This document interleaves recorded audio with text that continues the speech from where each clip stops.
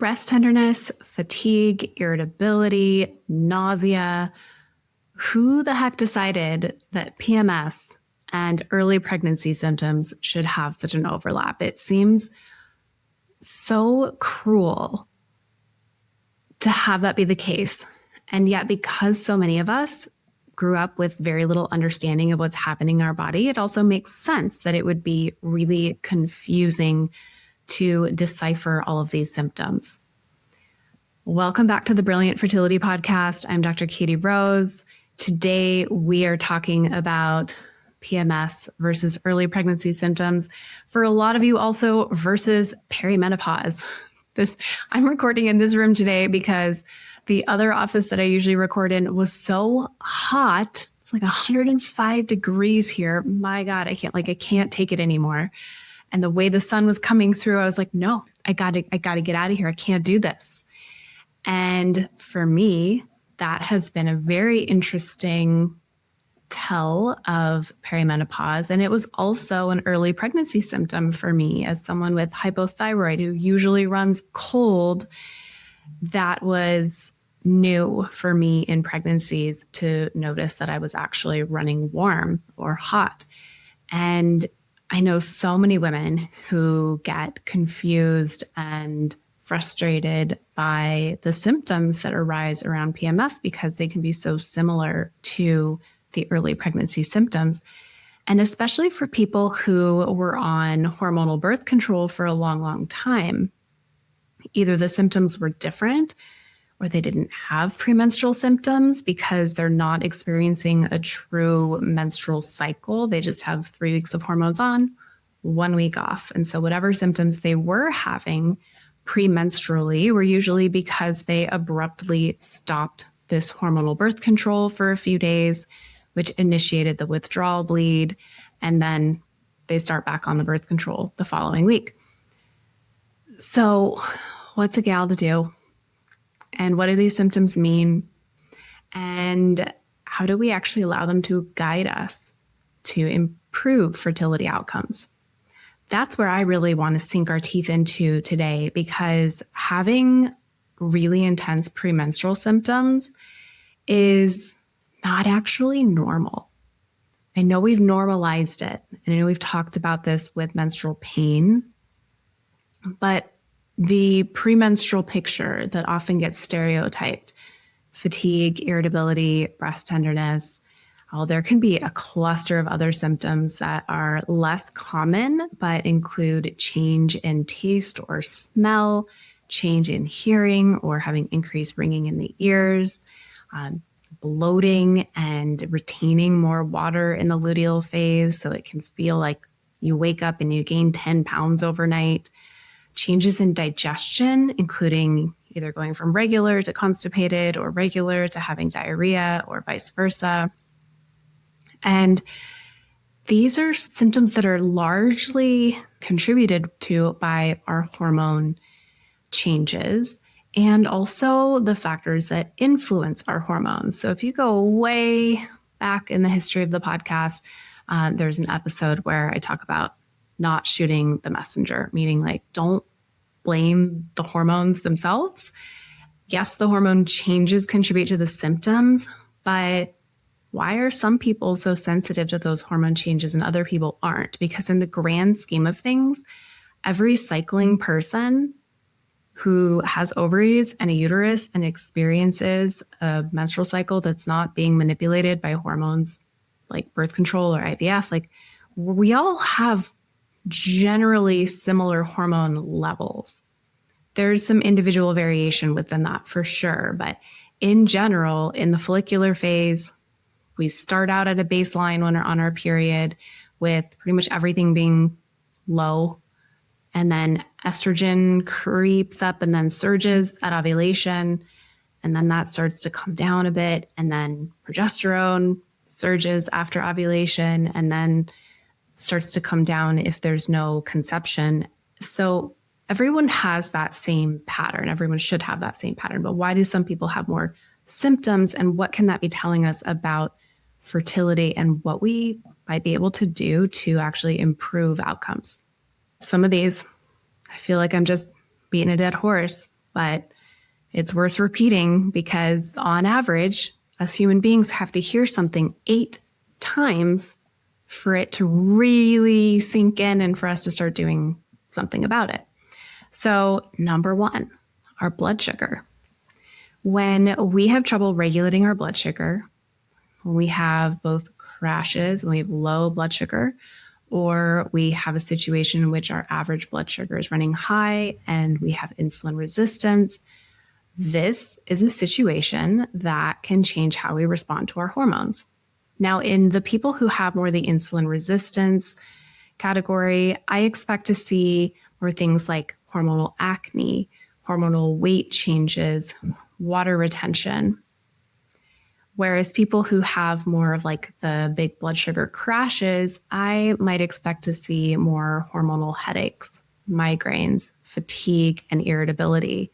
Sometimes nausea, sometimes insomnia, because our sleep is also responding to what's happened throughout the day. Now, there's no like perfect way to figure this out without a really good health intake. So if you're already starting to wonder, oh, like I do have PMS, I don't know which type of PMS I have, I don't know how to assess for that, and you're already wondering what to do about it, don't worry, I always drop the link to do a discovery call with me in the show notes if that's something that you feel called to do, but let's continue further into this. So blood sugar being one of those.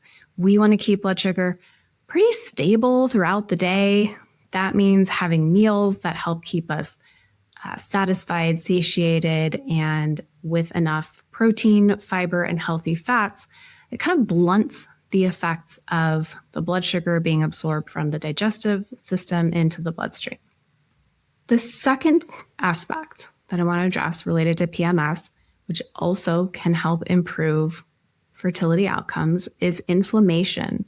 So when we have higher inflammation, we tend to have more symptoms. And so especially leading up to the period, we see an increase in the release of prostaglandins. Now, prostaglandins are definitely indicated in menstrual pain, but they're also indicated in irritability, migraines, insomnia, bloating, increased in water retention as well. And we all create these prostaglandins. It's necessary to make some. They help with breaking down the lining of the uterus if there's not a pregnancy, so that you can shed the lining. But when we create a lot of prostaglandins, or when we're really sensitive to those prostaglandins, we tend to see more symptoms, more inflammatory symptoms.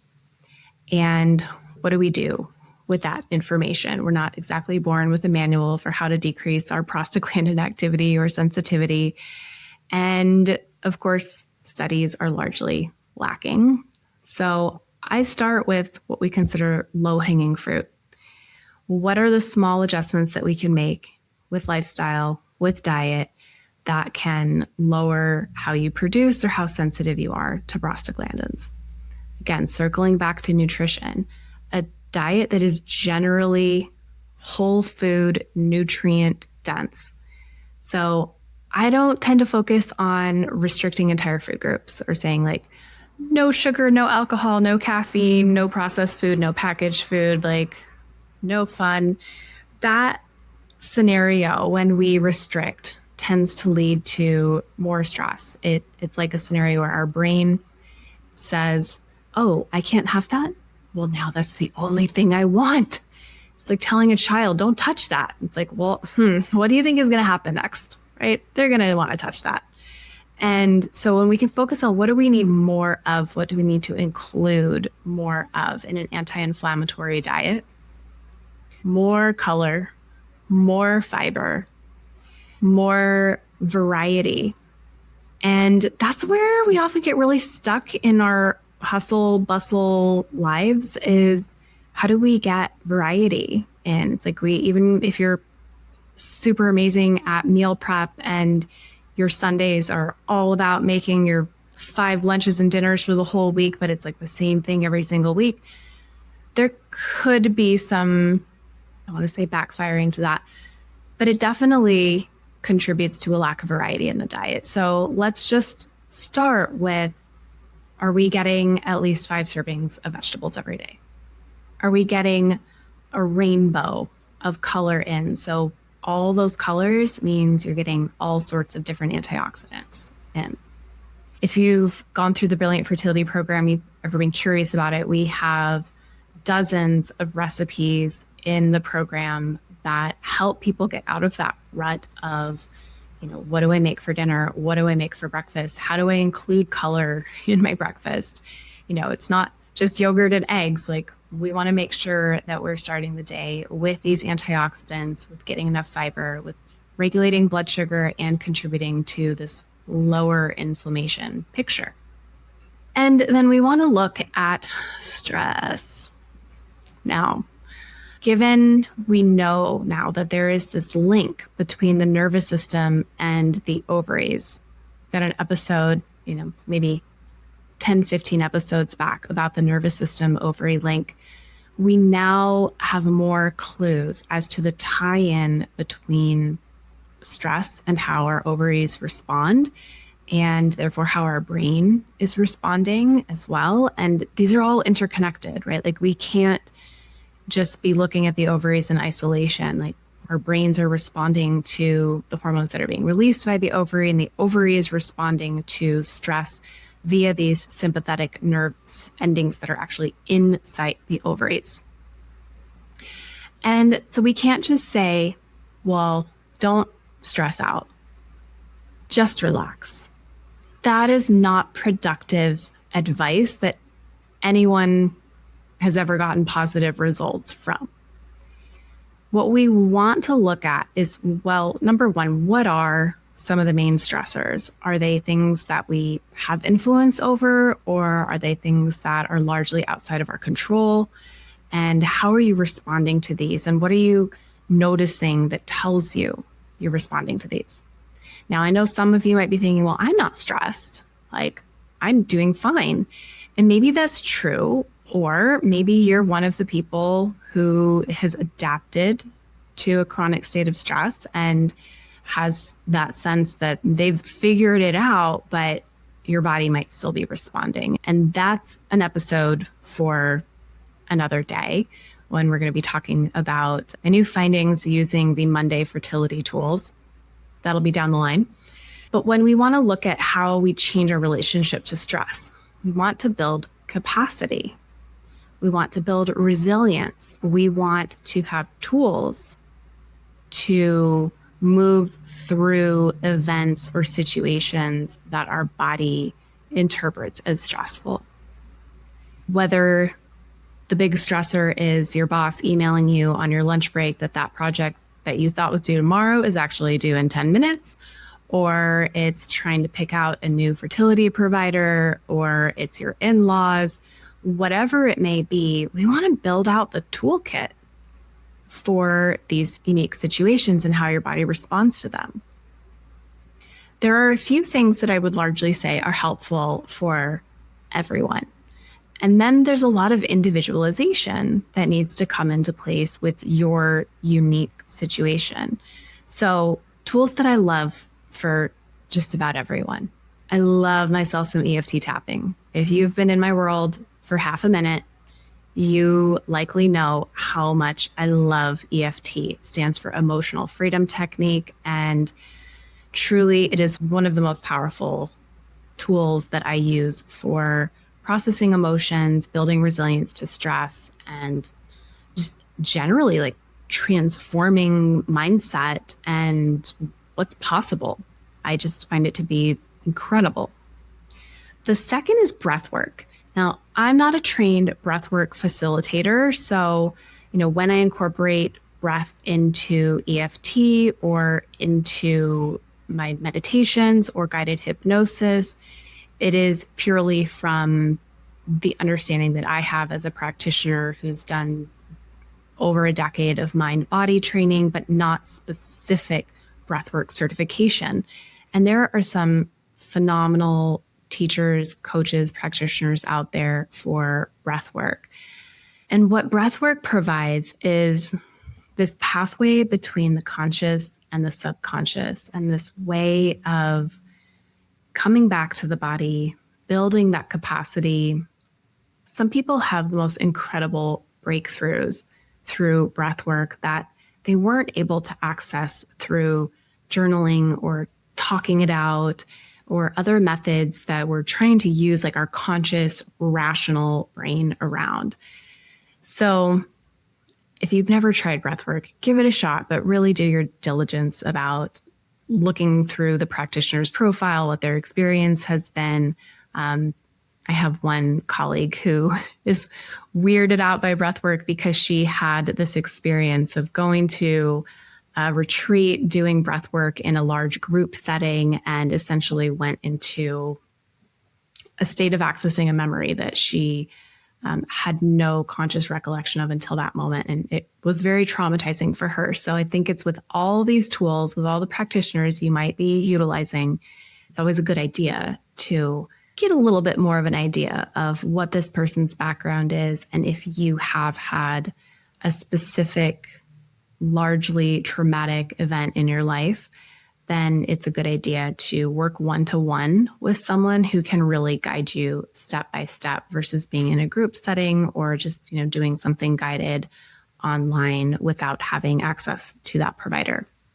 So EFT, breathwork, these are such great tools for building resilience and capacity, changing how your body relates to stress. My third one is maybe not accessible to all people in the way we think, but acupuncture. Acupuncture is truly such a unique modality in the way that it can support the physical, mental, emotional, and spiritual layers. And if you don't have an acupuncturist nearby, I think it's important to remember that it's all energy. Like we are all made up of a bundle of vibrating cells, and these vibrating cells are vibrating at a specific frequency of energy. And that energy can be influenced. So acupuncture is a really great, concrete way to influence that energy. But if you don't have access to that, I don't want you to despair that it's not possible for you to relax, or it's not possible for you to build capacity for stress or change your fertility outcome. I want you to know that that energy is accessible through other means. And there are acupuncturists who do virtual energy sessions, who can teach you acupressure. I love teaching my clients and my patients acupressure. If I have someone who's going to be traveling a lot in between their IVF cycles, or if I have someone who's moving and they're not going to be able to find an acupuncturist near them, I'll go through and I'll actually teach them okay, based on your unique pattern, if we've been working with a spleen qi deficiency or a liver qi stagnation, these are the points that I would do every day for a few minutes. And here are the points that I would do based on where you are at different phases of your cycle. The way I was taught fertility acupuncture, I've had a couple different amazing mentors, but all of them have taught ways in which you're supporting the different phases of the cycle for what our goals are in that cycle.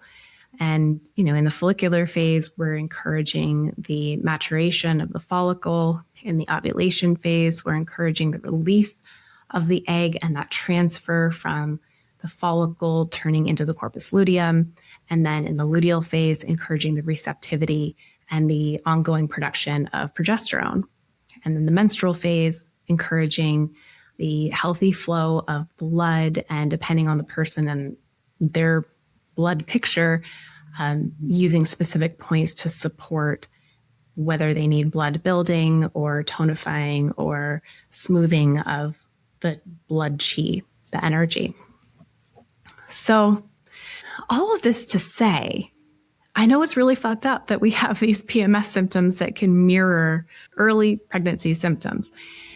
And the PMS symptoms themselves may be clues into how we can be better supported to improve the likelihood of getting pregnant and staying pregnant. So, for example, in that traditional Chinese medicine model, someone who comes in and they're ragey and they're hot and their breasts are tender and they get a headache right here behind the eyes every cycle 2 days before their period is meant to begin, well, I am going to bet that person benefits from some liver qi smoothing and tonifying. Versus maybe you have someone who comes in and they're retaining a ton of water and they have insomnia and they start to worry and get anxious and their stool changes, and maybe they end up going from having a fairly regular bowel movements to closer to diarrhea. That person, I'm probably going to be focusing on some spleen qi tonifying. So everyone has their own unique pattern of premenstrual symptoms. And when we can really sink our teeth into what the body is wanting to communicate and how to support that individual's body, whether that be improving the liver detoxification, lowering inflammation, improving their nutrition status and their blood sugar regulation, we can often get people to this point where, believe it or not, they have no symptoms before their period starts. And the only reason they knew their period was going to start is because they're also actively trying to get pregnant. And so they're kind of keyed into where they are in their cycle. So someone coming to me initially saying, I am just like the ragiest for 7 days before my period, and I have all these cravings and I get these headaches.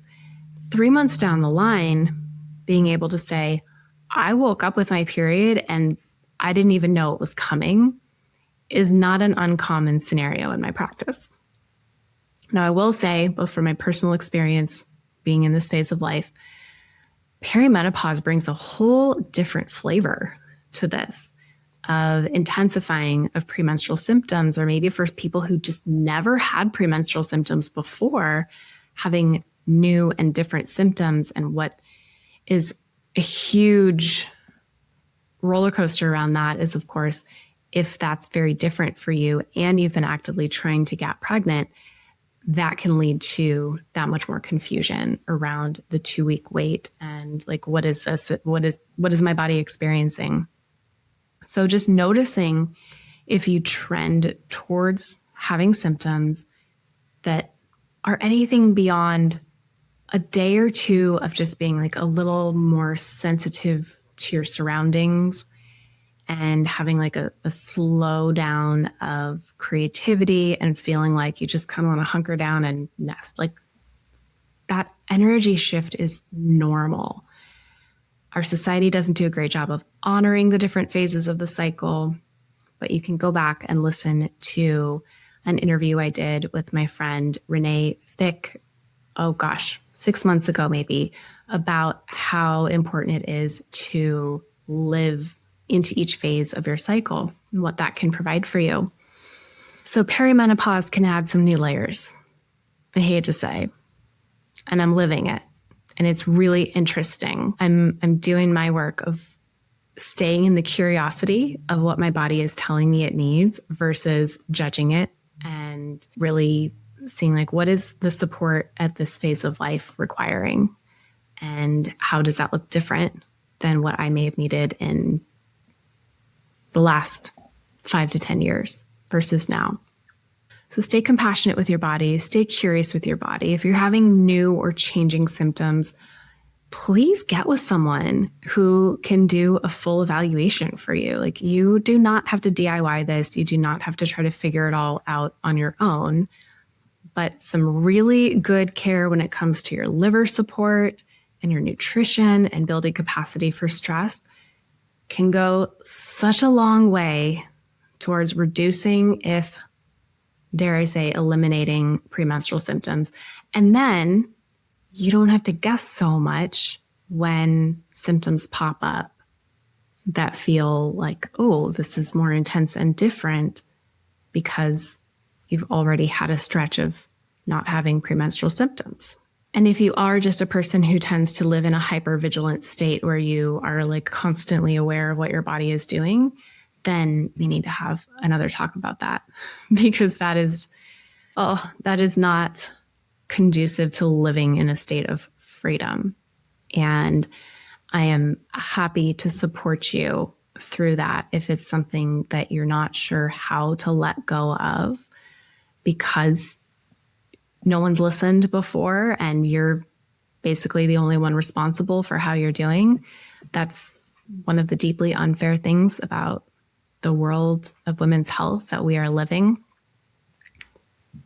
But I vow to always do my best to listen, to believe women, to believe the people who come to me and say, I am living this experience, and to not just normalize it, to be able to look at the whole picture and find solutions and see the patterns and work together is so important. So find someone who can be that for you, because none of us are meant to do this alone. All right. I am sending you so much love, especially if you are 7 days out from a potential period start date. And I'm here if you need anything. The link to Discovery Call is in the show notes. You can always send me a DM on Instagram if something spoke to you here, or you have questions, or you want to, pipe in about what you would love for me to cover on the podcast. I love hearing from you guys, and I will see you next time.